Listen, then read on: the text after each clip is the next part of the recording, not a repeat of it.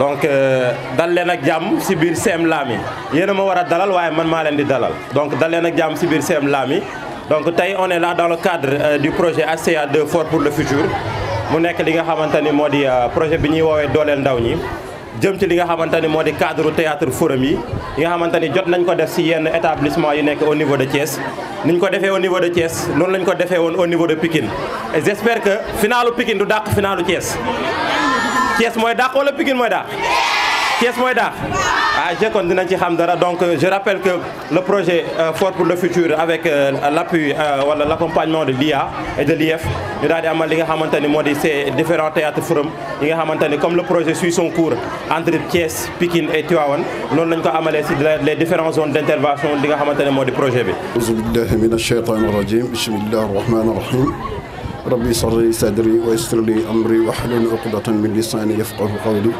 asalaamaaleykum wa rahmatullahi taala wa barakaatuhu ñu ngi nuyu mbooloo mi yëpp di leen ziyaar di leen ñaanal yàlla di sàkku ci ñoom ñaan li ngeen sumbuli yal na ko yàlla àggale ci jàmm te rafetlu jataay bi rafetlu aussi taxawaayu principal ci établissement bi ñun ay parents d'élèves la ñu d'abord tànk yooyu lañ fi taxawee waaye taxawaayam rafet na ba tax na fu mu ñu woo ñu wuyu ko di ko sant di ko gërëm di ñaan li ngeen sumb it yal na ko yàlla àggale ci jàmm xale yi fi nekk yal na leen yàlla barkeel li ñuy wut ci seen njàng li yal na leen ko yàlla defal ni nga waxee rek ñu ubbe ko ñaan ndax li nga wax religion majoritaire bi fi ne teewul ni nag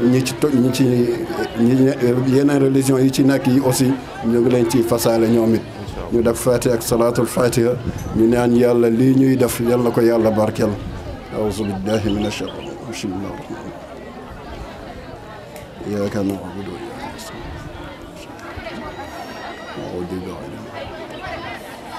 اللهم يا مقلب القلوب ثبت قلبك إلى دينك اللهم يا مقلب القلوب ثبت قلبك إلى دينك اللهم يا مقلب القلوب ثبت قلبك إلى دينك اللهم إني أسألك توبة قبل الموت وراحة عند الموت ورحمة بعد الموت ربنا آتنا في الدنيا حسنة وفي الآخرة حسنة وقنا عذاب النار ربنا لا تزغ قلوبنا بعد إذ هديتنا وهب لنا من لدنك رحمة إنك أنت الوهاب ربنا هب لنا من أزواجنا وذرياتنا قرة أعين واجعلنا للمتقين إماما اللهم إنا نسألك من كل هم فرجا ومن كل ضيق مخرجا ومن كل عسر يسرا ومن كل فاحشة سترا وعلى كل خير سبيلا برحمتك يا أرحم الراحمين يا رب العالمين بجاه اللهم صل على سيدنا محمد الفاتح لما أغلق والخاتم لما سبق ناصر الحق بالحق والهادي إلى صراطك المستقيم وعلى آله حق قدره ومقداره العظيم سبحان ربك رب العزة عما يصفون والسلام على المرسلين والحمد لله رب العالمين. Voilà, salam alaikum. Bonjour à tous. Nous avons un immense plaisir de recevoir les collègues principaux qui sont là avec leurs élèves. Et je déclare ouvert le théâtre forum de Thiès-Ville qui concerne 5 établissements ici présents. Merci, Djeredjef. Alors, merci beaucoup, monsieur le principal. Donc, sans plus tarder, on va donner la parole à Madame Ba. Comme ça. On va donner la parole à Madame Ba, qui va nous dire les mots de bienvenue de la part du principal du CEM, CEM Lamy. N'est-ce pas, c'est comme ça? Cité Lamy, CEM Cité Lamy. Voilà. Madame Ba, à vous la parole. Bonjour aux représentants de l'inspecteur de l'éducation et de la formation, Mesdames et Messieurs les principaux, Madame la responsable du bureau genre de l'IF, Monsieur le responsable de Réseau Pauvres d'Œuvre, honorables invités, chers élèves. C'est avec un immense plaisir que nous vous accueillons dans notre établissement, le CEM Cité Lamy. Le théâtre forum qui nous réunit aujourd'hui est une occasion pour nos apprenants de sensibiliser, d'aider leurs camarades et la communauté sur les thématiques qui préoccupent le système éducatif. La santé, le réseau pauvre d'Ève, le bureau genre de l'IF sont là pour un accompagnement et un encadrement permanent. Messieurs et madame, nous avons la ferme conviction que tous ces élèves qui vont prester devant nous sont pétris de talent. Nous voyons alors dans ce forum théâtral une fête des enfants avec les enfants. Je vous remercie. Merci beaucoup, Madame Ba. Discours bi mënul def lu dul neex ndax bala sant te man bala sant wala déet ah tàccuwaat leen Madame Ba bu baax a baax. Voilà, donc merci beaucoup encore à Madame Ba. Et je pense que wax na lu am solo. Donc c'est une fête pour les élèves et par les élèves. Yéen a koy def, yéen a koy organiser, n'est-ce pas? Voilà, donc sans plus tarder, on va donner la parole aux présidentes du gouvernement scolaire du SEM Cité Lamy. Présidente Anamou. Madame la responsable du bureau genre. Messieurs et mesdames les responsables du réseau PopDev. Chers professeurs, chers élèves, chers invités. Ce forum théâtral est un moment de sensibilisation et d'éducation pour nous. Nous vous remercions d'avoir choisi notre établissement pour abriter la finale. Le Théâtre Forum est un cadre de promotion du leadership et de l'art oratoire. Que le meilleur gagne, même si nous savons que toutes les équipes sont talentueuses. Je vous remercie. Merci. Maintenant, on va passer la parole au responsable, au représentant du réseau PopDev, M. Fada Diop, mon ami, qui va prendre la parole au nom du réseau PopDev. Merci de l'accueillir, s'il vous plaît. Fada Diop,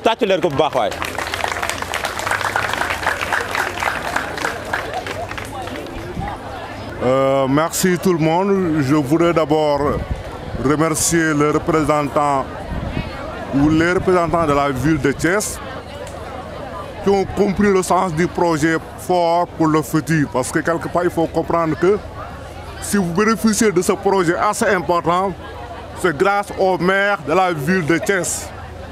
Parce que le partenaire qui finance la santé des jeunes repose sur la ville pour porter les interventions.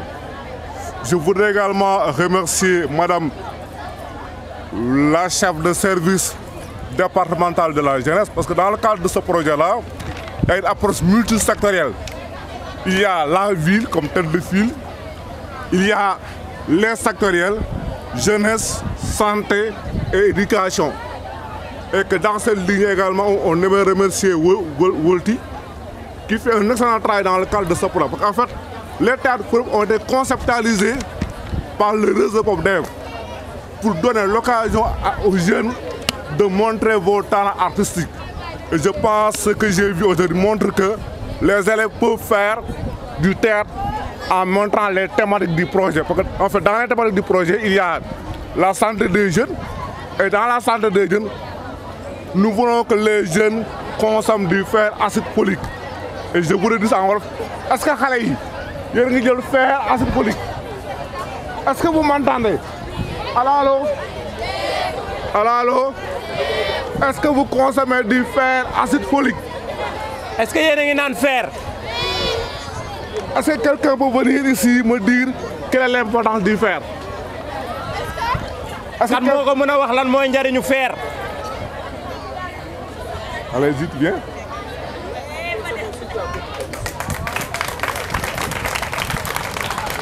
Le fer nous permet d'avoir du sang. Excellent, c'est pas mal. C'est important qu'on comprenne également dans le cadre de ce projet-là, nous voulons que les jeunes consomment du fer, parce que le fer apporte de l'oxygène et de l'énergie à l'enfant.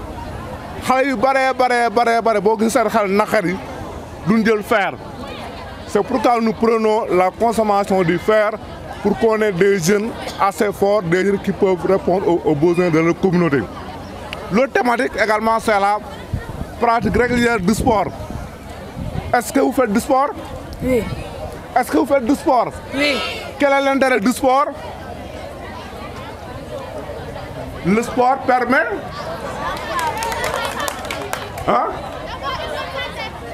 dans une très bonne santé.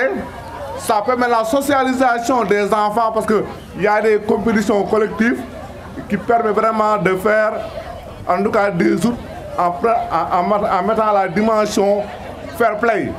Également, le sport permet également de lutter contre les maladies cardiovasculaires, et le surpoids et l'obésité. Donc, il faut pratiquer le sport pour ne pas exposer aux maladies cardiovasculaires.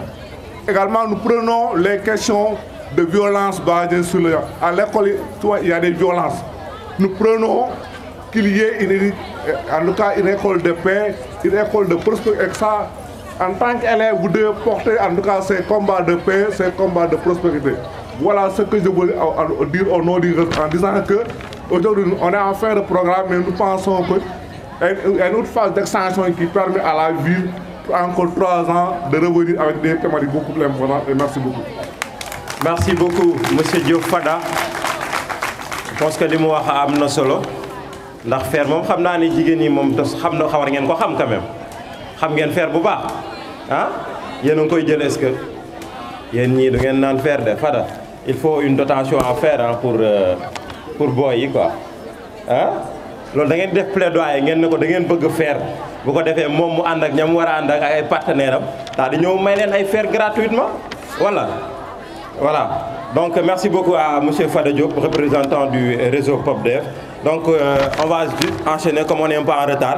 On va donner la parole à Madame Si du CEDEPS, donc secteur jeunesse. Madame Si, merci de l'accueillir s'il vous plaît. Est-ce qu'elle est là? Elle est sortie. Mais un représentant au nom de Madame Si, voilà. C'est Madame comment? Madame Assoussar, ça sent bon à faire. salaamaaleykum maa ngi nuyu kenn ku nekk sa tur ak sant di jiital nuyoo bi monsieur le maire ak ñi mu àndal yëpp teg secteur de l'éducation di rafetlu tey suñu jotaay fii nii ndax buñ fi teewee ñun ña par rapport au projet fort pour le futur moo tax tey ñu teew fi ñun secteur yëpp éducation tey nag moo woote moo tax ñu ñëw wuyu si ko. ndax entre secteur yooyu mën nañ ne benn collaboration bu franchement fa am ndax kenn ku nekk yaa ngi jàppale sa morom ci sa côté pour mën a liggéey bi gën a jëm kanam pour projet bi gën a am jëmm di remercier bu baax nag waa secteur de l'éducation parce que buñ ne éducation tey mën nañ ne activité yu bëri yi ñuy def au niveau en milieu scolaire tey ñooñu ci jàppale ba mu gën a fës kon amuñ lu di leen remercier remerciement bi nag ñu ngi koy teg ci loxo Tata Wolti pour mu jàllale ko ci ñëpp di kontaan bu baax merci beaucoup bonne chose. Merci beaucoup Madame Sarr wax ji am na solo lool donc on va tout de suite enchaîner toujours avec les allocutions donc on va donner la parole au représentant du maire de la ville de Thiès mu daal di joxe ses mots et son allocution. Monsieur le représentant, vous avez la parole. Madame l'adjointe au maire de la ville de Thiès, Monsieur, Madame la directrice exécutive du réseau PopDev, Monsieur le principal du CM Cité Lamy, Monsieur les principaux des chefs d'établissement, Madame la directrice du CCA, Mesdames et Messieurs, honorables invités. C'est avec un réel plaisir et un honneur confirmé que nous prenons la parole en tant que point focal de la ville de Thiès à travers le projet HCA2 Fort pour le futur qui a comme objectif amélioration de la santé et le bien-être des jeunes et des adolescents. Nous remercions de passage le réseau PopDev qui a eu à initier cette activité ô combien important, le théâtre des forums de la ville de Thiès. Cette activité qui est une activité phare qui passe sur la compétence, l'excellence des relations, une activité instructive gérée par l'éducation dont nous remercions la point focale Madame Wolti Gueye qui ne cesse, je dis bien Madame Wolti Gueye, qui n'a ménagé aucun effort pour la bonne marche des activités de l'éducation et de la formation. Je voudrais dire tout simplement, cette activité est applaudie et accueillie à bras ouverts par la ville de Thiès, partenaire du projet Fort pour le futur HCA2. Parce que lorsque effectivement nous avons su que que cette activité se fasse dans l'école Cité Lamy. Nous avons pensé à l'éducation, nous avons pensé à la formation, nous avons pensé, n'est-ce pas, que cette école est actuellement une école qui a l'habitude d'accueillir le maire de la ville de Thiès, Dr Babacar Diop, dans la mesure où il y a une salle de classe qui a été parrainée par le maire de la ville de Thiès. Donc, c'est pour cela que nous félicitons, nous encourageons tous les établissements scolaires qui vont compétir dans cette école. Nous encourageons et nous félicitons tous les chefs d'établissement qui sont là et leur dire qu'au nom de la ville de Thiès, avec le partenariat fort pour le futur HCA2, nous sommes très heureux et honorés de vous accompagner et de collaborer avec vous. Je vous remercie. Merci beaucoup, monsieur le représentant du maire de la ville de Thiès. Donc, mu yëkkati ay kàddu yu am solo. Monsieur le maire Malick, mesdames et messieurs les représentants des chefs de service, mesdames et messieurs les principaux de collège ici présents, mesdames et messieurs chers élèves, je voudrais au nom de l'IEF Mamadou Aliou Diallo vous dire salam alaikum à tout le monde. Nous vous transmettons le message de l'IEF qui s'articule sur deux axes. Félicitations, remerciements et surtout encore encouragement. L'IEF aimerait être avec nous dans cette activité phare, mais pour d'autres raisons d'ordre social, il nous a donné l'autorisation de parler à son nom. Pour les félicitations sont adressées aux partenaires forts pour le futur, aux partenaires surtout encore le porteur de ce projet, la mairie de Thiès-Ville. Félicitations aussi au collège d'accueil, à l'administration à laquelle vous avez M. Mbaye principal. M. Mbaye, recevez, vous et votre personnel, toutes les félicitations de l'IEF. Aussi aux collèges qui se sont engagés dans cette compétition. Recevez profondément toutes les félicitations de l'IEF parce que ce n'était pas évident d'accepter de participer à cette activité pour des raisons de temps. Nous n'en avions pas, mais vous avez compris votre mission que parfois il faut des sacrifices très lourds pour la satisfaction des besoins de tout un chacun. Donc, principaux, merci à vous et félicitations. Aux élèves encore, l'IEF, votre patron, mon patron, notre patron, nous tous, vous encourage. Et aux acteurs, l'IEF vous dit que vous êtes désormais porteur de messages. Parce que le partenaire ne s'est pas trompé en choisissant le théâtre comme mode d'expression, comme mode de transmission, comme mode de sensibilisation. Le théâtre sur ses deux pieds, il est transmetteur de messages, moment de formation, moment d'instruction, mais surtout, c'est un moment de divertissement. Nous avions fait le tour des collèges et nous avions vu que, véritablement, le théâtre à l'école est né. Parce que le théâtre à l'école, il faut le dire, il faut le signaler encore, a contribué à l'évolution du théâtre africain. C'était très important. Et aujourd'hui, nous nous félicitons encore de faire revivre ce mode d'expression dans nos différents établissements. Que le meilleur gagne. Merci à tout le monde.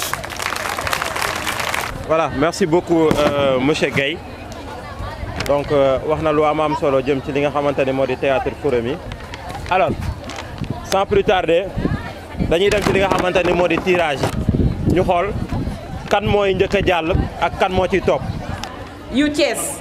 Donc voilà, légui di leen ñaanal ci yeen club yépp ñu ngi leen di souhaiter yeen ñëpp bonne chance. Wa ngeen xamné nek compétition la, vous êtes entre jeunes, entre élèves, entre apprenants. Hein? Té yeen ñëpp yeen bokk Thiès. Donc bu leen ko jël ba xamné né bu ki gagné ñi di joy comme fait li ñu dalon na am leen esprit de compétition, fair play, ku gagné rek ñu xamné goné Thiès ñoo gagné.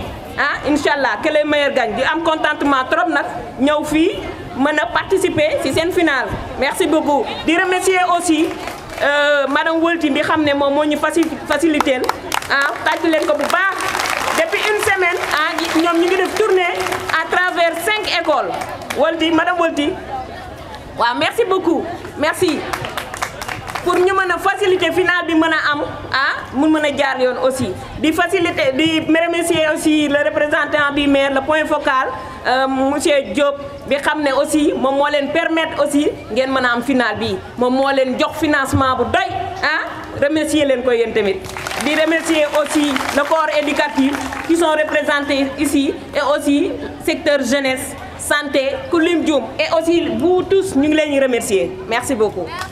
Le réseau POPDEV. Maintenant, sans plus tarder, est-ce que pare ngeen? Est-ce que pare ngeen? Dégguma dara de. Est-ce que pare ngeen? Voilà. Donc, CEM Darou Salam, si c'est bon.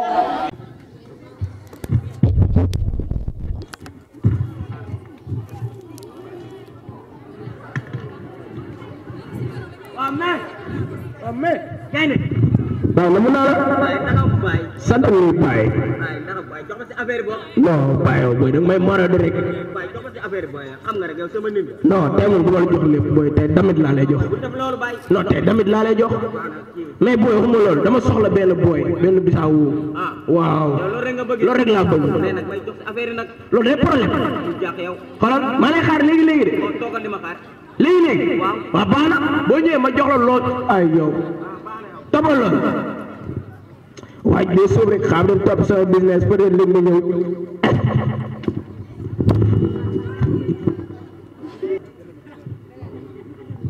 oto bi dañoo soob école ñu lay dàpp Ajara waaw ziar na taxam baay waaw sant yaa ab taw ya dama mel sama xol neexul waaw lu la war a mel loo baay fan yi sama bopp bi mooy tourné may ñëw classe ma dem di la dàkk monsieur yi mooy loolu ak loolu nga wax noonu sax am naa solution sama benn waay laa lay booleel mu jox la ay business yu baax comme dab waaw xoolal bii paa ba toog mi day rax bii paa doo taasee sama job non jamais xam nga ma xam nga ni ñuy def waaw day jox amul wax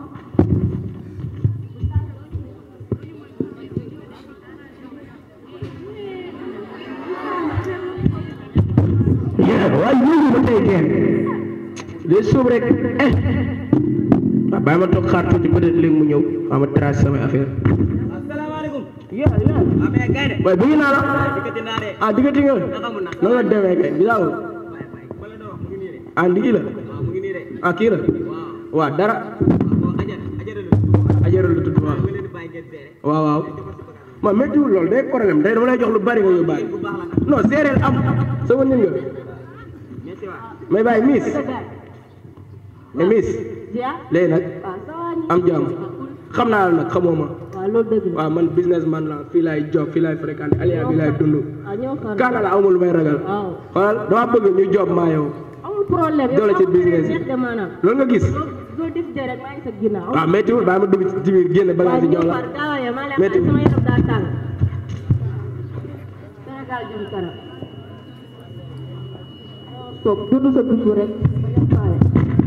bagage yaa ngi bu ko ragal nag boo ko ragalee rek dalay gaañ loolu boo ko naanee laata mu yëg sa put meew lay doon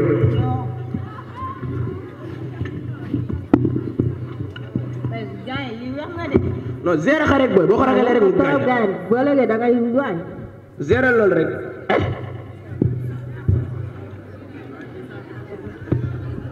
bu ko ragal de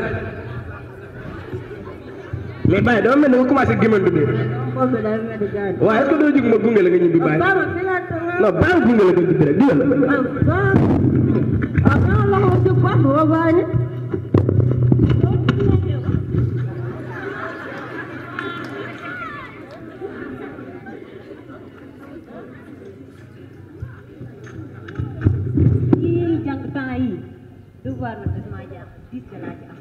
dafa metti sax nag ma waxuma loolu de taxawal yow li may seetloo Ajara fan yow yaa koy seet bu baax Ajara moo nekk meilleur élève suñu classe instant bi moo nekk mauvaise te yenn saa day bàyyi ba cours bi di waaj a jeex muy soog a jàng Ajara li muy sañ fan la ko jëlee ii jàpp naa fi moo ngi nii Ajara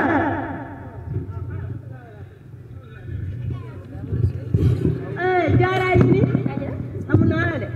naka tey yaa ngi cool ndey école de laa jëm ni devoir bi laa dégg jànguñu jàngu Moussa Sarr ñëwul mais Ajara su jéemay feeñ nga sa doomu nday moo la koy wax si lan loolu parce que yow Ajara yaa nekkoon suñu meilleur élève day wax rek yaa nekkoon suñu mauvaise élève Ajara sa yaay daf laa yaakaar avenir nga seen kër Ajara yow sa yére yu rafet yi ngay sol amoo ko woon macha allah Ajara doo jox ko secret ngir yàlla Jaara xam nga wax ji lan la yow da ngaa bëri wax te teg nga ma bët yow li ñu may naan da nga maa soxore dëgg la de xam nga wax ji lan la boo bëggee farat may toog ma jox ci bagage nga dund non stress Sénégal jëm kanam de bu nekkee yoon bu baax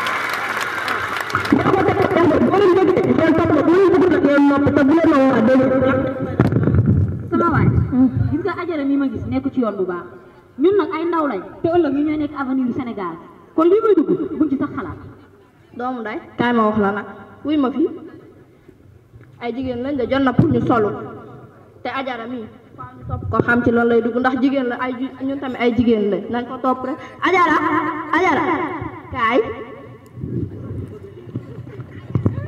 lan la lu xew ñu wax sa secret waaw topp leen ñu leen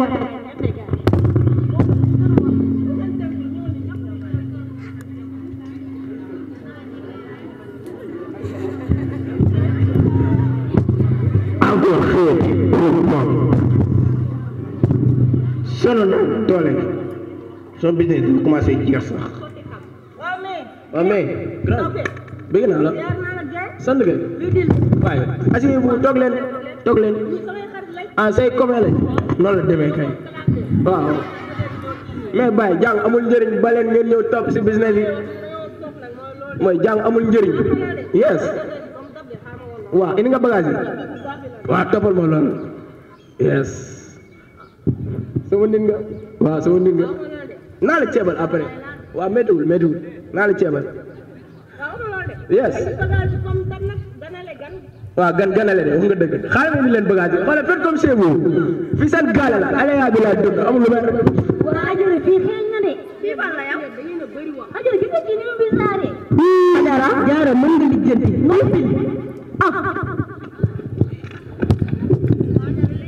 lii mooy Vito waxoon naa ne laataa mi yëg si put meew lay doon naanal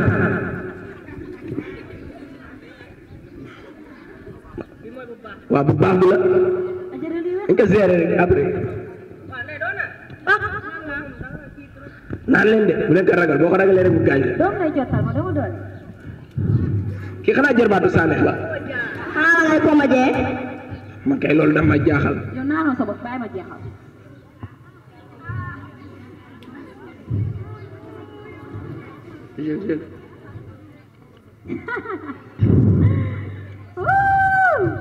wóor sama yaay yow imagine ma nekk apprenti avion yow su ma lagee ci côté bi naa France kan mooy def ayara bay waxoon woon lii waaye demee doo may gis sama jaamu waaye da ngay saldal sama job ba nga fi ñëw waxoon woon lii mais da ngay saldal sama job laa la xoolal dof na zéro ko maa ngi jaare yow lan moo dara yow lan moo jaare dama soppee sama liggéey Ajara kon ko loolu la man sama yoon nekk si maa ngi dem waaw mais ndey bii dem ba ma nag lii yow xale góor bi ba ma nag yow nekkal nit ñi ñaar ñi xool nekkal nit dama lay doore awal ndam bii tali la ndam nekkal nit doon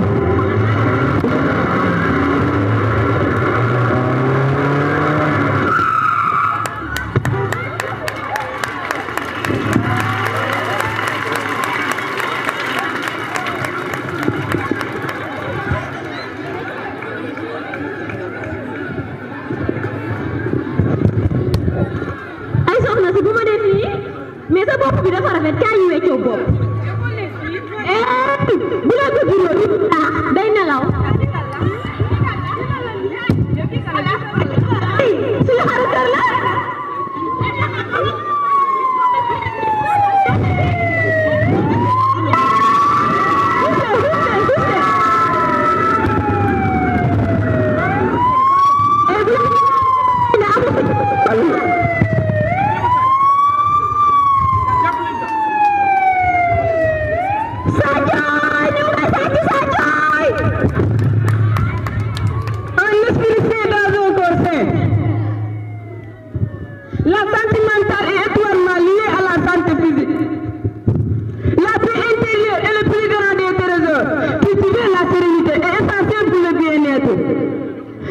le poids qui vous brise, mais la manière dont vous le portez. La façon dont on gère le stress influence notre santé mentale.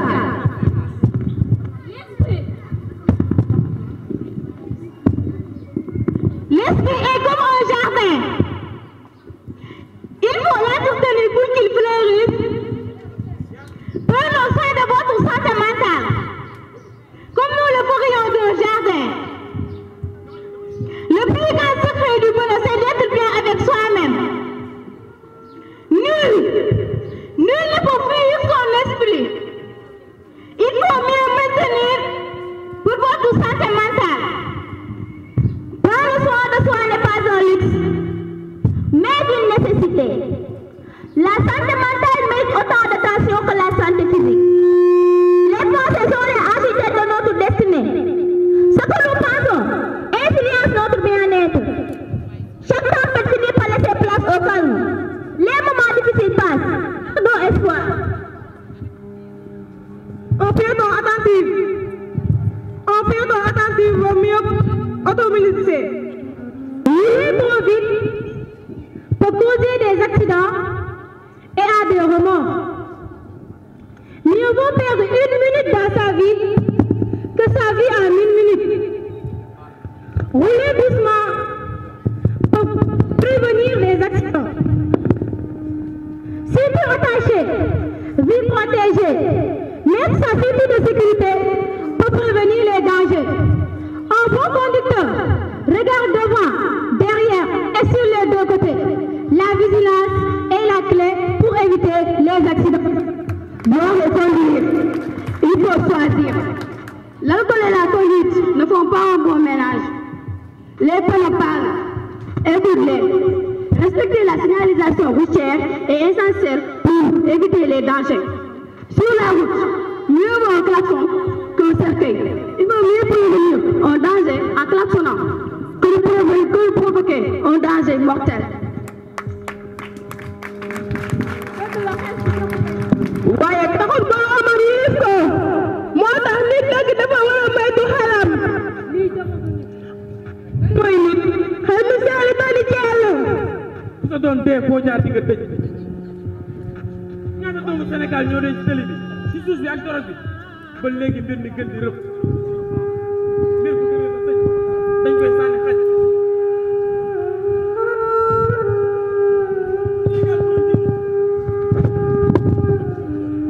tey Sénégal bu doon jëm ku ko rey fees ko fekk ñu ci biir yàppam ndax li ñu Sénégal jaral du tumpa yëpp li ñu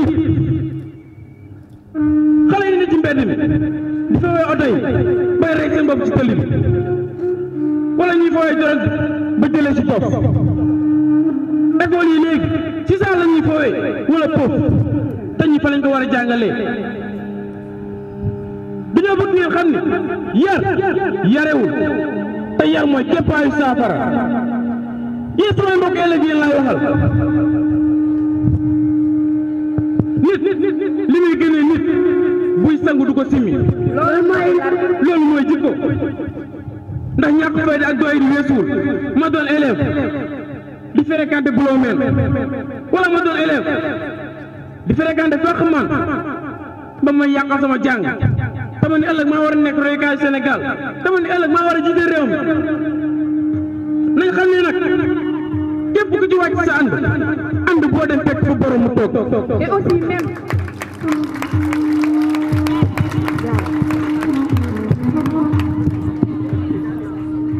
pensez à ce qui vous aime. Un seul pas de la drogue peut éloigner 1000 fois de votre famille.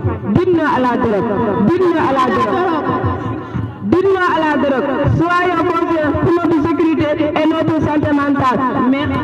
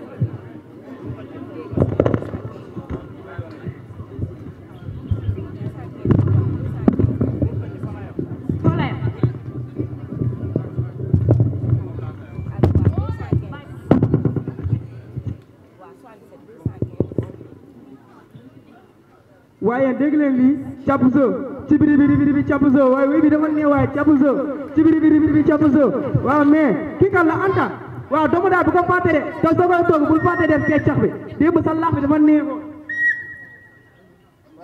waaw Anta après naa la woo xaar après naa la woo oui moi je connais comment moi je connais dans le sens interdit ah je vois j'ai pas fait attention oui on demande ça on les calmez-vous on parle du feu de circulation. ah oui c'est ce feu là oui je comprends maintenant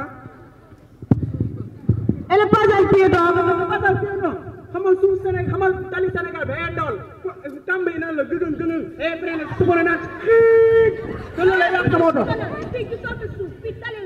non kii la pop kii et ton ceinture de sécurité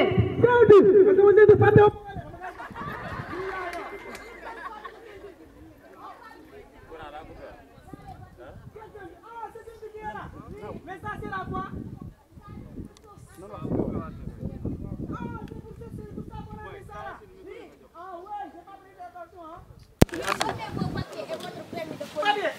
j'ai un papier blanc, jaune et rouge.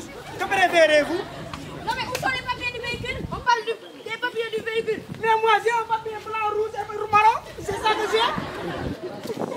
Mais où avez-vous appris à conduire? Moi? Oui. Dans l'application Game 3.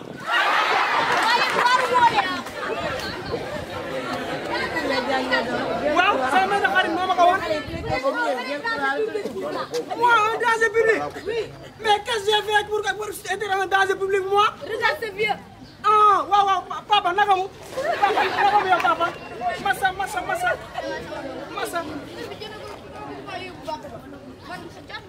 Ah, jàllo papa may jégal waay, may jégal. Moi a marqué. Yow ay xara yow ñoo fa yow. 5000 francs. Oui. Non, je comprends personne. Embarcation directe. On y va. Non. Oui, jàppale leen ma. Wala sama yaay. Yaay booy yow. Damay jàng rek. Yaay booy yow. santal yàlla yaa ngi dund. santal yàlla bu baax la. mais yow kaay ñu dem. Wala soo leen demee ngeen jàllale ma Modou ne ko baayam dem na. yow wala ma sama yaay yow.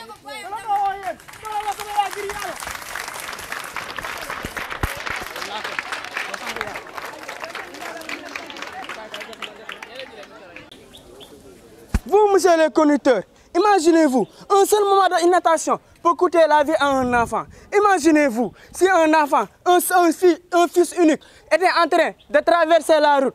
Imaginez-vous, vous pouvez coûter la vie à un enfant. Aïe, oui, ça m'en l'a ouais. Que nous allons.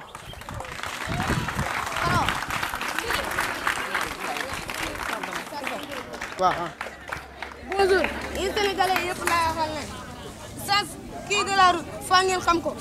bii panneau bi boo leen ko gisee bu rouge bi bu tàkkee da ngeen war a taxaw ngeen xaar patienté bu zone bi mooy mën ngeen a démarrer seen moteur verte bi nag mën ngeen a dem bu leen neexee. mais bii tamit passage piéton saa yoo leen ko gisee ak foo leen ko mënti gis da ngeen taxaw ba nit jàll bu jàllee ba pare nag mën ngeen a dem bii moom mooy sens interdit foo leen ko gis yoon boobu waroo leen kaa jaar. waroo leen faa jaar parce que dañ kaa interdit sens interdit dëgg la merci à vous. Merci. Mesdames et messieurs, honorables invités, chers membres du jury, bonjour. Je me nomme Seynabou Diouf, élève en classe 4e du CEM Amadou Koli Diop. Nous sommes là pour vous présenter une histoire qui va parler de la grossesse précoce. Écoutez bien les paroles.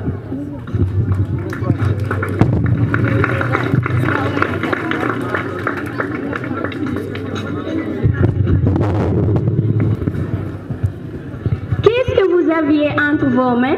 Nous avions un objet très précieux. Un objet précieux. Cet objet-là, c'était quoi? C'était un petit oiseau très fragile. Cet oiseau-là, on peut le comparer à quoi? C'est très bien avec? On peut le comparer aussi avec notre corps. Merci. Et quoi d'autre? On peut le comparer avec notre amour. On peut le comparer avec notre avenir. Donc, notre amour, notre avenir, notre sexualité et notre corps. Est-ce que nous devons jouer avec? Non, non. Qu'est-ce que nous devons faire? Nous devons le protéger et le préserver. Notre corps est notre trésor. Nous devons le préserver. Merci. Nous allons vous présenter une discussion entre père et fille qui va parler de la grossesse précoce. Papa, est-ce que nekk suñu solin ni wala suñu coli moo tax ñuy def yenn yi? Non maa fi solo xale yi ak comportement xale war tax benn yoon ñu leen violé. Xale bi de àddunaam yàqu na def ko loo xamante ni du durer même pas un moment nga koy def yenn yi. Man de ay parents am rek laa yërëm. Papa loolu lan moo ci solution? Man de xam naa ay centre ado yoo xamante ni jeunes lañ fi nekkal dañ la conseiller ba bàyyi dina la jàppale. centre ado am na lu may fàttali sama benn xarit bu ñu daan wax cakas. Elle a traversé des moments très difficiles. Notre camarade de classe nous faisait des moqueries, des plaisanteries. Elle subissait vraiment de pleines choses. Mais dans ce centre ado, il y avait une jeune fille qui s'appelait Sylvie. Elle l'a soutenue, protégée quand il fallait. Est-ce que je vais te raconter cette histoire? Écoutez bien les femmes. Tchakas rend visite à Sylvie, la conseillère du centre ado. Après 3 mois d'absence, elle vient lui exposer les problèmes auxquels elle fait face actuellement.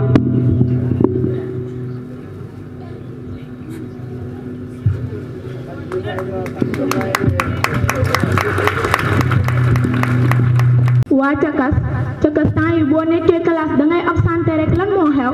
man xanaa man bu ma toogee classe damay absenté rek cours EPS bi sax defuma ko. xam nga yow wax nga dëgg defoo cours EPS bi lan moo tax defoo ko.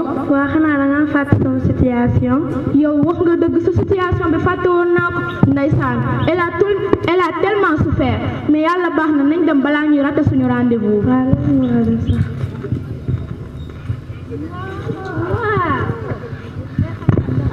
xale bu ndaw di ëmb. Xale bu ndaw à l'âge de 13 ans et tu tombes enceinte. Non, je peux pas le croire.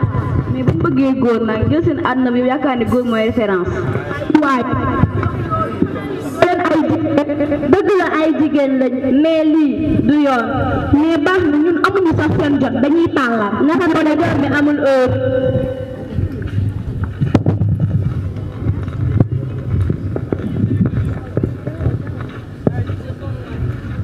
Bonjour Madame Sylvie. Bonjour Cakas. yaa ngi si jàmm. maa ngi si jàmm bu baax. naa la de. maa raw. yaa ngi si jàmm. maa ngi si jàmm waa. ay danga maa bàyyi de ñëwatoo fi. bilaa bàyyiwuma la. wala danga am ay xaritu bees moo tax nga bàyyi ma. bilaa du nekk lool de bilaay tey sax damaa ñëwoon parce que damaa soxla trop say conseils. mbaa jàmm la rek. man de madame damaa ëmb. ëmb. te ki jur doom ji non seulement accepté wul doom ba pare daf maa bëgg a avorter lool. avorter yow xam nga risque yi nekk ci avortement yëpp yow sooy avorter mën nga si jaaree ñàkk sa bakkan wala dootoo amati doom am na yeneen risque yoo xamante ni moo ngi ci mais heureusement ba mu ngaa ëmb ba pare continuer di àggale say étude ba keroog ngay accoucher loolu moom dinaa la si jàppale amul benn problème mais ki nga xamante ni moo la bëgg a avorter loo il faut ñu arrêter ko parce que loolu dafay bëri si réew ma xale yi ndaw ñoo yàq biiru jàmbur yi di yàq avenir jàmbur yi. waaw madame ba booy jinne du sa am problème. ñun booy jinne intéressé ñu yow ni nga nobaatee ak li la booy jinne def yëpp ngay nekk fii di ko xalaat yow xalaatoo sa avenir ak sa avenir u doom. waaw madame man de moom boo ma jàppalewul waaw man sama ëmb bi est-ce que dinaa mën jàng école. di nga mën jàng kay loolu moom instant bi moom amu fi problème mais nag dina métti parce que nga nekk xale bu ndaw à l'âge de 13 ans nga ëmb métti na trop mais tamit li la dal benn côté baax na parce que am na ñu bëri ñoo xamante ni ñu seen néegu sëy mënuñoo am doom mais instant bi responsable nga te da ngaa war jël sa responsabilité yëpp ndax mère nga. madame merci beaucoup. bul jooy li xam ne am na ba pare am na kenn mënut si dara mais man dinaa la dimbale na sa étude say lii na nga ko def correctement ngay naan say doom ni mu waree loolu moom rek laa lay conseil parce que sa avenir doom ak sa avenir da laa war a soxal. merci beaucoup madame Billaay. amul problème.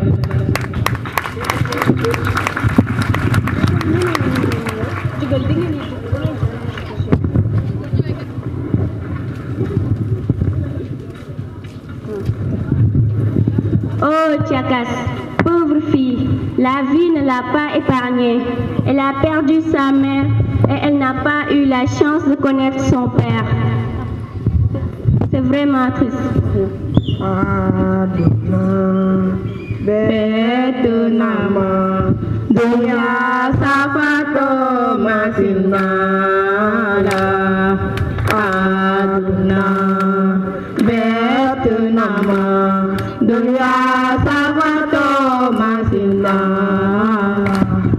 Voilà l'histoire de cette jeune fille très innocente. Une histoire triste qui peut arriver à tout le monde. Les grossesses précoces constituent une vive préoccupation dans beaucoup d'établissements scolaires au Sénégal. En raison du nombre important de cas recensés chaque année, des efforts sont en train d'être menés pour lutter contre ce phénomène. La sensibilisation est un moyen pour mettre en garde contre les grossesses précoces, surtout au niveau des écoles. Nous devons prendre soin de notre corps et ne pas avoir de rapport sexuel jusqu'au mariage.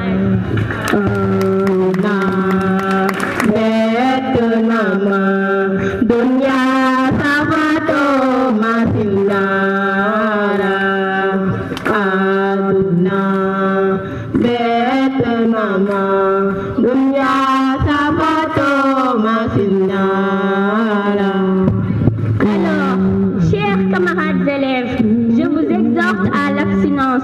Pensons à notre avenir. Nous sommes appelés à être de futures mamans, de futures femmes de foyer, de futurs responsables pour diriger ce pays. Donc, ouvrons nos cahiers et fermons nos jambes. Notre corps est notre trésor.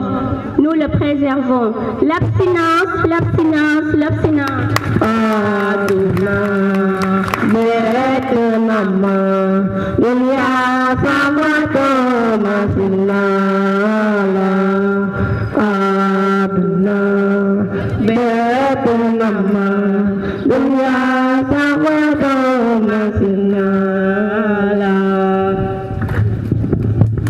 Je m'engage à gérer ma sexualité de façon responsable. Mon corps est mon trésor, je le préserve. Je sais que mon corps change à cause de la puberté. Ma santé est ma priorité. Ayons une bonne hygiène de vie. Je m'engage à adopter un comportement respecté. Non aux drogues, non aux mauvaises fréquentations. Je protège ma santé et ma réputation. Non à la sexualité précoce. Nous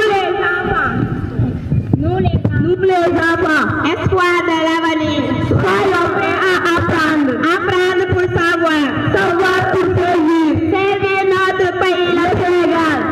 Le savoir est l'arme la plus puissante pour changer le monde.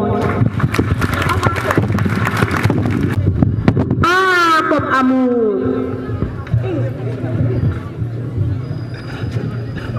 Comme bien-être.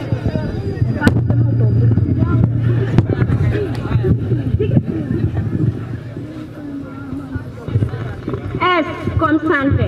P comme trésor.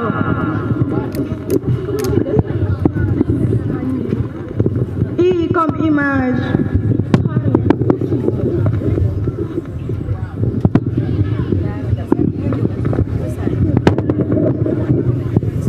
N comme novice.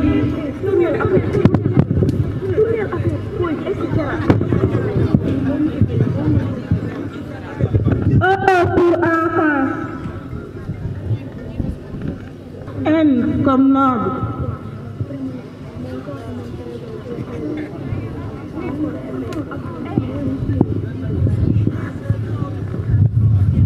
C comme conduite.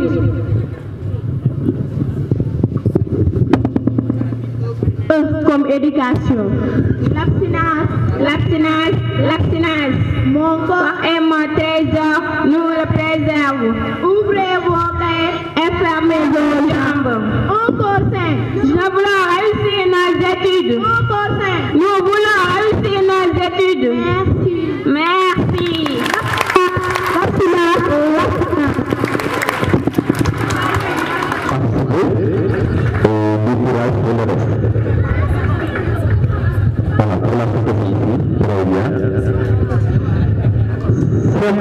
On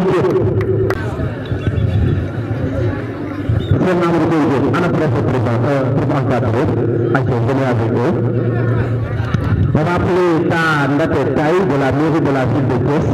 Mu daal di joxe li nga xamante ne moo di cadeau de participation. Amadou Kolito, merci d'avoir participé.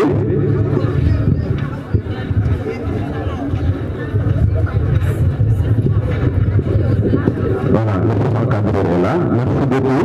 Merci d'avoir participé. Voilà, très bien. Et du courage pour le reste. Merci beaucoup.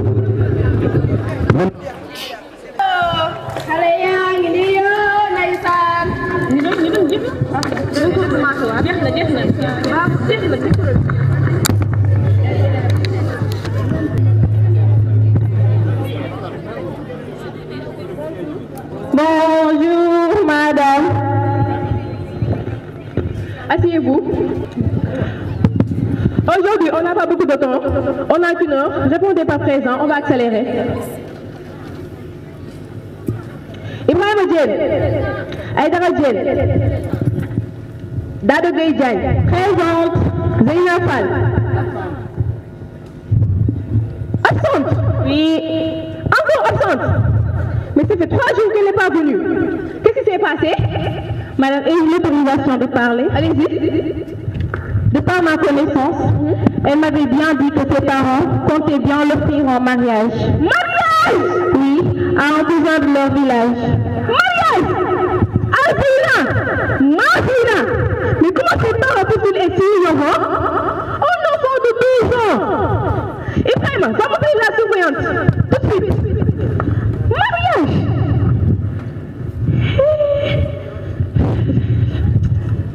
Non mais... Oui? Oui. Où est-elle? Bonjour. Bonjour. Merci, asseyez-vous. Bonjour madame, comment vous allez? Bonjour. Qu'est-ce qui s'est passé? J'espère que vous êtes la surveillante principale de cette classe. Oui. Donc vous connaissez Zina? Oui, je la connais très bien. Ah, c'est David qui m'a dit elle s'est mariée. Mariage! Billahi. Comment ça? On a pas de 12 ans. Elle a 12 ans. Donc c'est un mariage précoce. Attendez, je vais appeler tout de suite la principale. Ah, bon, je sais plus quoi faire. Vraiment. Mariage. Alors oui. Madame Mancha, comment vous allez? Nous sommes à la salle 9. Venez vite, c'est urgent. Merci. Elle arrive. Bonjour tout le monde. Bonjour. Comment vous allez? Bonjour Madame Sarr. Bonjour. Bonjour Madame K. Ça va? Bien, merci. Qu'est-ce qui se passe? Vous connaissez Zéna? Bien sûr, notre meilleure élève. Une fille de 12 ans. On m'a dit qu'elle s'est mariée. Comment ça? Mais comment un parent peut être aussi négligent vis-à-vis de la santé et de l'éducation de son enfant? Allez. Absolument madame. Une fille qui a 12 ans. Fukki at ak ñaar ñu bëgg ko jël naan dañ koy may. Ah, est-ce que sax man li may laajte sax mooy est-ce que gis na mbaaxam? On se le demande. Ah bon léegi xam nga lan la ñuy def da ngay woo léegi waa bureau genre ñu ñëw dem foofu noonu suba wax la ay parents conscientiser leen. Ah, c'est la seule solution. Oui, c'est ça. Est-ce que c'est la scolarisation des jeunes filles. Après, je vais expliquer, ok?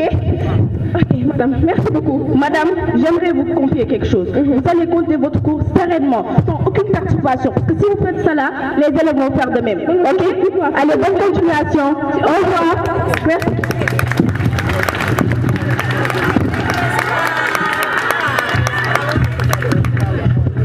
Masyaallah layo ak alhamdulillahi rabbil alamin. Alhamdulillah. Waaw. Alhamdulillah. Ndax di yoo sonnoon si jënd yëppeen bekk yu nekk ñu jënd. Ok, big bi. Waaw waaw. Waaw. Waaw. Waxati ko de. Waaw. Dëgg la moom. Tey bi moom. Waaw. Daa metti kay. Mais jàmbaar la woon nag. Waaw. Maaleykum salaam. Maaleykum salaam. Waaye bismillah bismillah. Bismillah toog leen. Waaye bismillah bismillah. Bismillah. Bismillah bismillah. Bismillah. Salaamaaleykum. Maaleykum. Salaamaaleykum. Na ngeen def? Yéen a ngi si jàmm. Njaboot yaa ngi kër ga. Alhamdulilah. Alhamdulilah. ñu ngi kër ga. ñu ngi si jàmm du baax. Alhamdulilah. Waaw. Waaw. Man la sax. ah moom la man la kay yow la man la maa ngi si jàmm alhamdulilah ah ba yëg nga ni sa doom yi damay nañ ko ah loolu moo ñu fa andi woon sax nag man de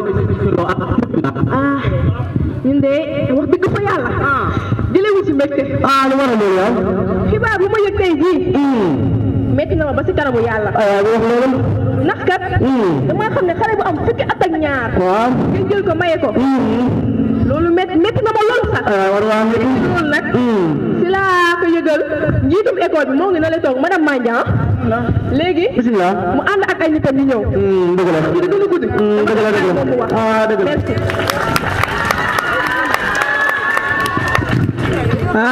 salaamaaleykum waaleykum salaam mag bu baax ça va bien alhamdulilah alhamdulilah comme ni ko madame Faye waxee xibaar bi biñ ko yëgee démb ci suba metti nañu trop ndaxte kat Zeyna dafa nekk élève boo xamante ne macha allah waaye woon bu continuer jàngam dinañ ko tijji bunt yu bëri balaa waxtu nag di gën a bëri moo tax ma andi fii samay nit ñu waxtaanee ci Zeyna dellu si kër bi ñu nga concentré ci jàngam maa ngi leen di bàyyi la parole mën gën a gan salaamaaleykum. maaleykum salaam. sama càmmeñ. alhamdulilah. ma ne def yéen si jàmm. alhamdulilah. ñu ngi fi. alhamdulilah. alhamdulilah. bisimilah. man maay Tata Ndeye Naar. kii mooy madame Wolti. waaw kii mooy monsieur Seck si li ñu toog. kii mooy la Linguère madame Diop. ñu ñooy représenté waa groupe genre. maam yow. ñu ñooy fexeel xale yi nga xamante ni dañoo teel a yàq seen njàng pour maye leen. ndax ñun tey madame Ndeye Naar ba mu ñu woowee yéegee ñu xibaar bi. nekk na lu ñu métti lu ñu tiis. ndax xale bu am fukki at ak ñaar. ngeen jël ko ngeen maye ko. loolu mariage précoce la tudd. waxuma la précoce de. précoce laa la wax. maanaam xale bu matagul am borom kër. ngeen maye ko. balaa kàddu gi di gën a sori damay bàyyi madame Wolti mu gën leen a leeral. waaw madame Wolti moom la. asalaamaaleykum. waaleykum salaam. comme ni leen ko sama naataango bi waxee rek man la madame Wolti. maanaam nous sommes les responsables genre. maanaam ñun ñoo fi nekk di xeexal xale yi nga xamante ni nii dañoo teel a yàq seen jàng pour ay affaire de sëy. mu nekk lu ñu tiis trop lu ñu naqari trop. parce que bi ñu xëyee tey principal bi xibaar yi di ko nekk na lu ñu tiis trop te di koy dellu di ko naqarlu. ba tax na nag ñu ñëw fii ànd ak suñu nit pour waxtaan ak yow. parce que xale bu am fukki at ak ñaar ñu jël ko di ko dugal ci biir néegu sëy tey jii xale boobu bi ngeen koy maye xooloo leen état de santé am xooloo leen benn organe ba xam mat na pour muy atteindre sëy moom noonu ba tax na nag dama lay bàyyeeg monsieur Diop suñu gynéco bi mu gën leen leeral mbir yi merci beaucoup. jërëjëf madame Wolti. waaw góor gi comme ni ko madame Wolti waxee rek. jot amul. ndax xale bu am fukki at ak ñaar. waaw ngeen jël ko maye ko te xoolal na ay ciram ba xam man na. ndax bu mu gisee mbaaxam sax yàggul. am na ay risques yu garaaw ci nekk. damay bàyyi nag sama naataango bi mu compal leen si ñaar gàllankoor rek. waaw bisimilah. asalaamaaleykum papa. comme ni ko sama naataango bi waxee. waaw ndax xale bu am fukki at ak ñaar ñu ngi ko dugal ci néegu sëy. tey jii ma jëfal leen ci ñaari risques yi ci gën a grave. maanaam xale bi bu demoon ba tollu diggante maanaam mu ëmb mën na ci am avortement. yow lu loolu yow. avortement si yaa jur ëmb bu tuur ñu ñàkk ci doom. loolu mën na ko andi traumatisme. xale bu am fukki at ak ñaar ñu ngi koy dugalee ci néegu sëy.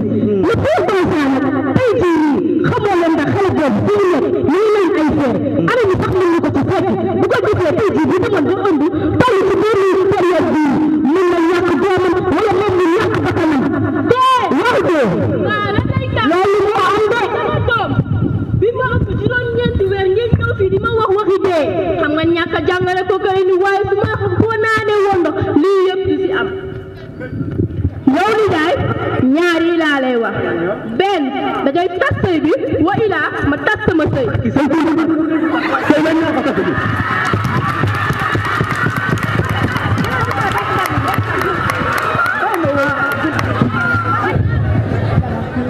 yaay booy jarama bay booy jarama yéen ñi ma dugal école am ngeen jarama yaay booy jarama bay booy jarama yéen ñi ma dugal école am ngeen jarama góor baax na bay booy jigéen baax na yaay booy fexeel ba ma yàgg école ba ñëw ma teral la yaay baax na bay booy jigéen baax na yaay booy fexeel ba ma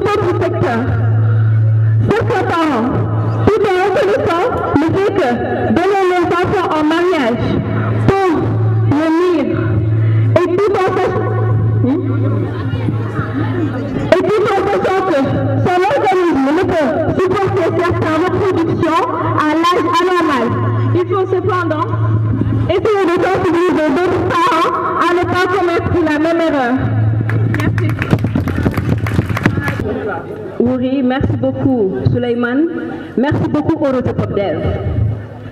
Ce n'est pas la première fois et ce ne sera pas la dernière fois. Nous avons dans Thiès des écoles inclusives, nous avons dans Thiès des classes inclusives. Et aujourd'hui, nous assistons à la pratique de cette inclusivité avec Sampati.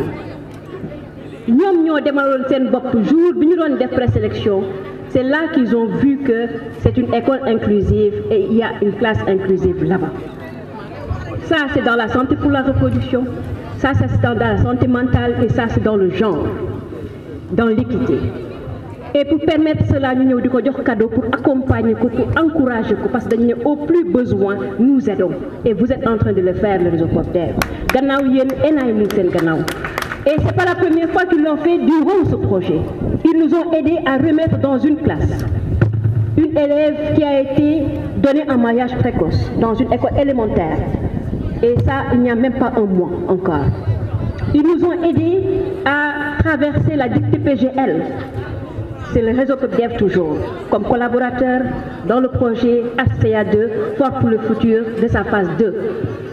Merci beaucoup et nous attendons la troisième phase. Et nous allons encore faire un compagnonnage. Merci beaucoup. C'est nous, Réseau PopDev.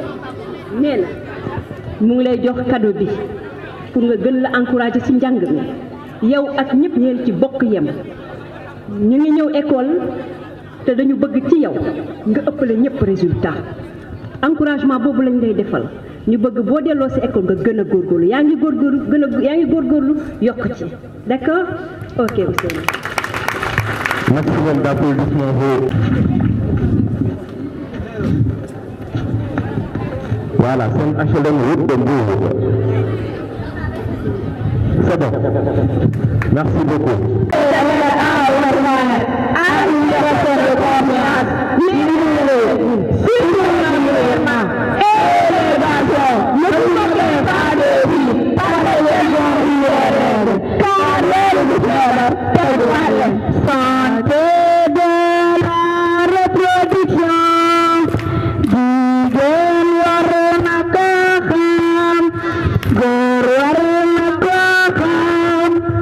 Warna dana tax mu mucc ci ay feebar santé de la reproduction mooy taw feexu jigéen du taw feexu njabootam santé de la reproduction jigéen war na ko xam góor war na ko xam dana tax jigéen xam rappel dana tax mu mucc ci feebar. Les 3 derniers la ñuy joxe ministre 3 derniers yi kan ak kan la ak kan ak kan bi dox boobu ñu ngi dox.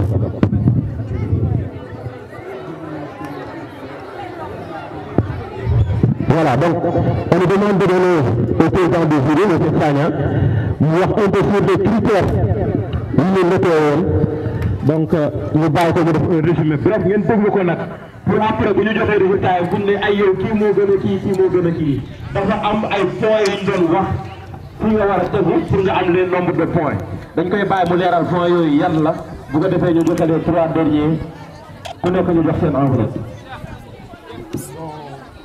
Merci à tous ceux qui ont presté. Donc, les thèmes ont été abordés.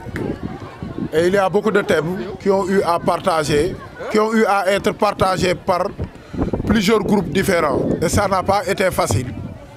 Donc, ce qui nous a permis tout simplement de pouvoir les départager, c'est par rapport au message d'abord. Comment le message a été abordé. Et deuxièmement, le contenu du message en tant que tel. Comment ça a pu être partagé avec le public pour pouvoir permettre au public de le comprendre et d'en tirer le maximum tout simplement d'enseignement par rapport tout simplement au futur.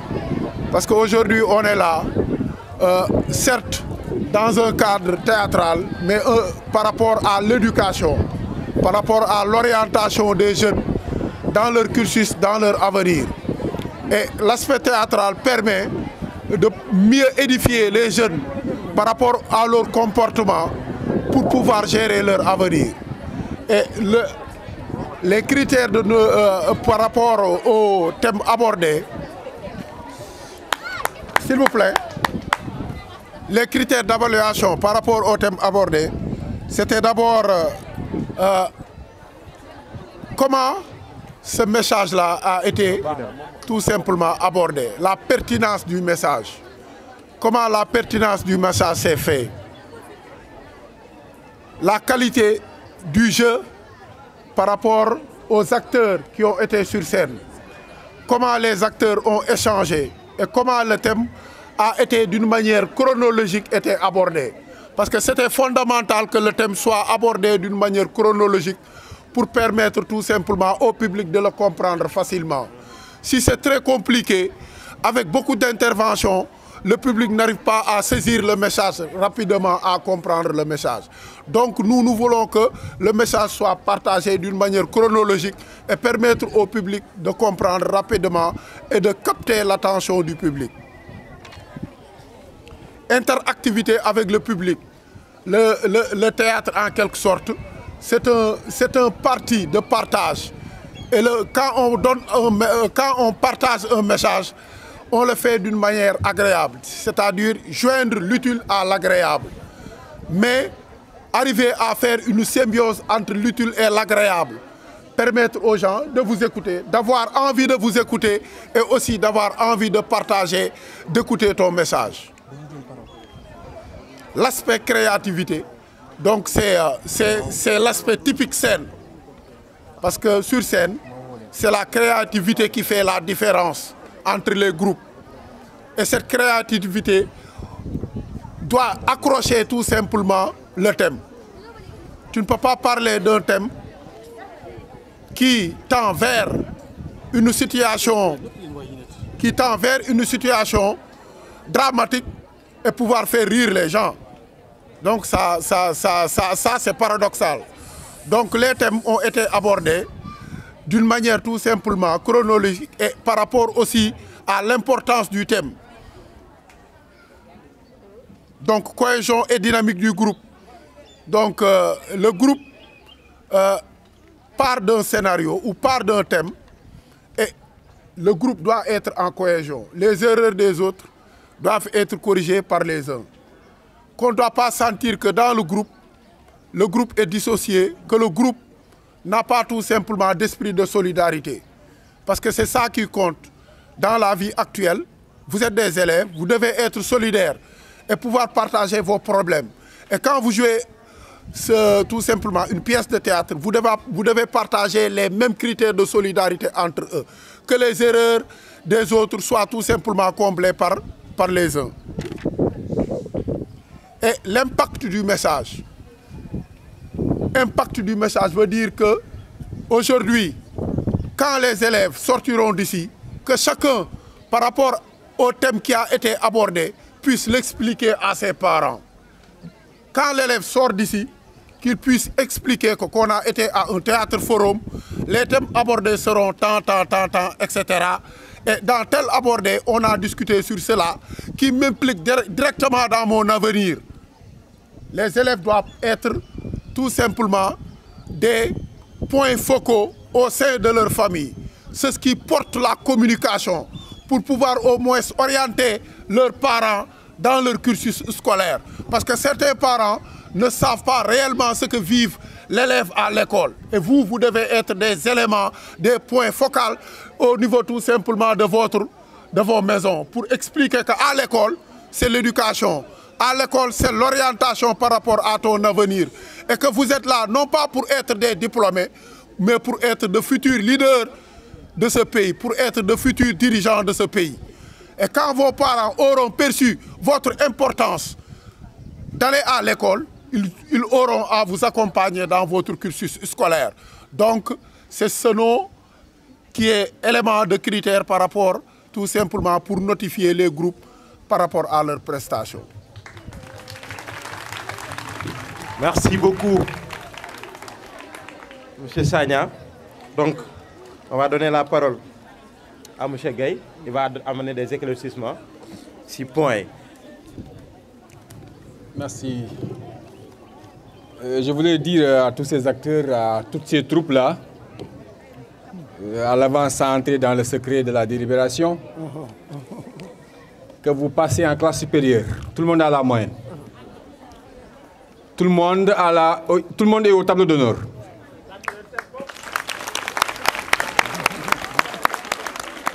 Tout le monde a la mention à bien. Donc, félicitations à tout le monde.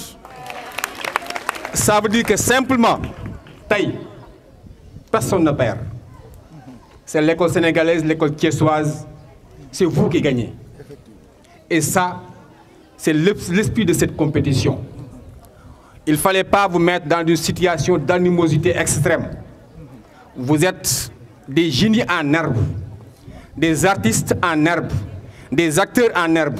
Et sur ces 5 représentations, nous voyons tout ce que nous voyons chaque soir devant le petit écran sénégalais. Des Djoga il y en a, des Saner il y en a, des Laminga il y en a, des autres Perzo, je ne sais pas, Perzora, il y en a tout. Donc, satisfaction totale. Sauf que, dans l'esprit de cette compétition, il faut sincèrement qu'il y ait un vainqueur. Il y a quelqu'un qui, au-delà de la mention à bien, il y a la mention très bien ou bien bien. Merci encore à tout le monde. Sérieusement, ça a été un grand moment de l'école, de la vie scolaire thiessoise. Et que chacun rentre indemne.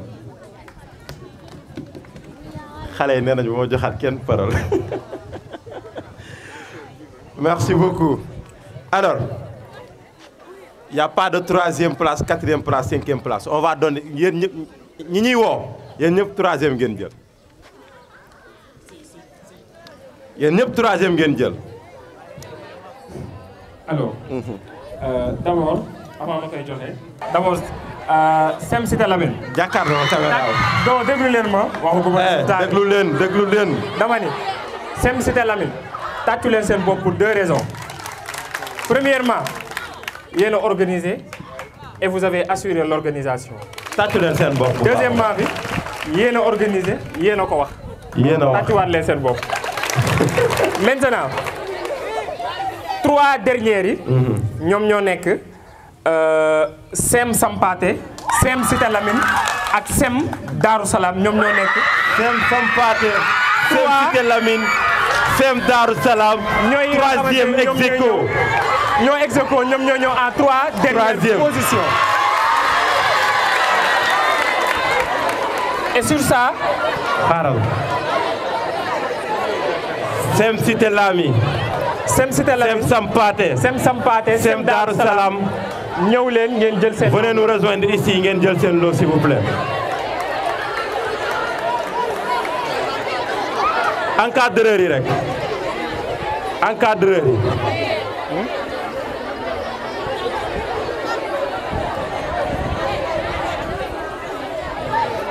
Alors, pour les lots, pour les cadeaux, nous allons inviter M. Ousmane de Enaï, M. Fade Diop du réseau PopDev, M. Hassan Diagne de la coalition des organisations de la société civile, M. Maguette Gueye, coordonnatrice du projet Fort pour le futur, le représentant du maire, Mme Volti, avec le principal du SEM Cité Lamy. Venez nous rejoindre ici s'il vous plaît.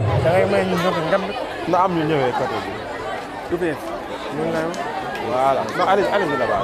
Vous pouvez rester là. Madame Volti, venez là. Madame,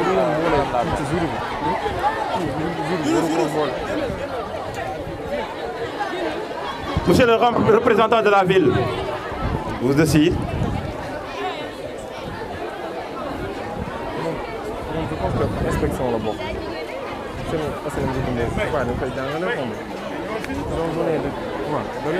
Monsieur le principal, venez, venez. Si nga bokk yaa ngi ci biir.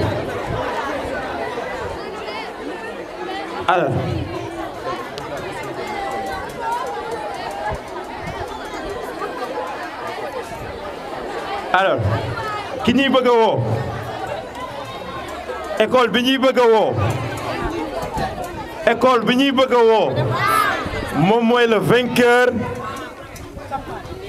théâtre forum bi nga xamante ni waa réseau PopDev ànd ci ak waa ACA 2 ak IA bu Thiès ñoo ko organisé école bi ñuy woo moom la ñuy wax sacré champion noonu la noo donc Younous ban école moo nekk le vainqueur des compétitions de théâtre forum ici à Thiès. Alors, faut savoir que ça a été difficile pour nous ñu départager parce que jury bu si nekk am na note finale am. Alors je disais que ça a été très difficile pour nous ñu départager ñu génnee vainqueur bi parce que jury bu nekk am na note finale am note yooyu lañ boole xam nga après ñu diviser ko par nombre bi nga xamante ni moom la ñu doon. donc ñaari école ñoo des donc école bi may njëkk a woo moom moo nekk vainqueur. keneen ki ma citiwul moom moo jël deuxième. Exactement. Donc le grand gagnant de cette compétition de théâtre forum ici à Thiès, c'est Sem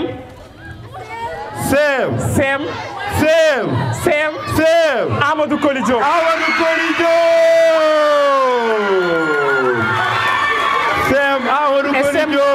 Et Sem HLM Route de Mbour vient en deuxième position. Vainqueur théâtre forum Thiès. HLM Route de Mbour en deuxième position. HLM Route de Mbour ñëw leen ngeen jël seen trophée. HLM Route de Mbour kaay leen ngeen jël seeni cadeau. Cadeau pour HLM Route de Mbour. HLM Route de Mbour, venez prendre votre trophée. Vous n'avez pas démérité quand même. C'était très serré. Vraiment, HLM Route de Mbour, vous n'avez pas démérité. C'était très serré, ça s'est joué de peu. Vraiment. De peu.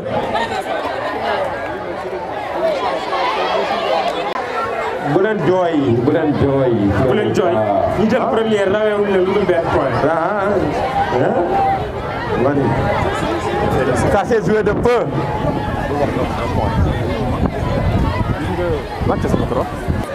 Du courage et nos félicitations. Vous avez très bien assuré, machallah. Mais vous n'aviez pas accepté de jouer sans les micros. HLM Route de Mbour. Donc, vainqueur, Théâtre Forum, édition 2025, Thiès, Sem Amadou Koli Diop. Sem Amadou Koli Diop, venez prendre votre cadeau. Avec les encadreurs aussi. Ousmane Enaï. Sem Amadou Koli Diop, venez prendre votre Ousmane. Avec votre encadreur. Ousmane, venez. Les encadreurs de Sem Amadou Koli Diop. Sem Amadou Koli Diop, vainqueur. Souffle de soulagement. Xale yaa ngi nooyu nooyu métti yow ndeysaan.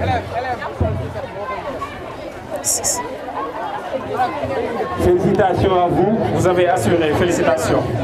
C'était très bien. Donc c'est finalement Amadou Koli Diop qui s'en est sorti avec la mention très bien. Comme disait le. Voilà. Félicitations à vous. Et le meilleur reste à venir. Voilà.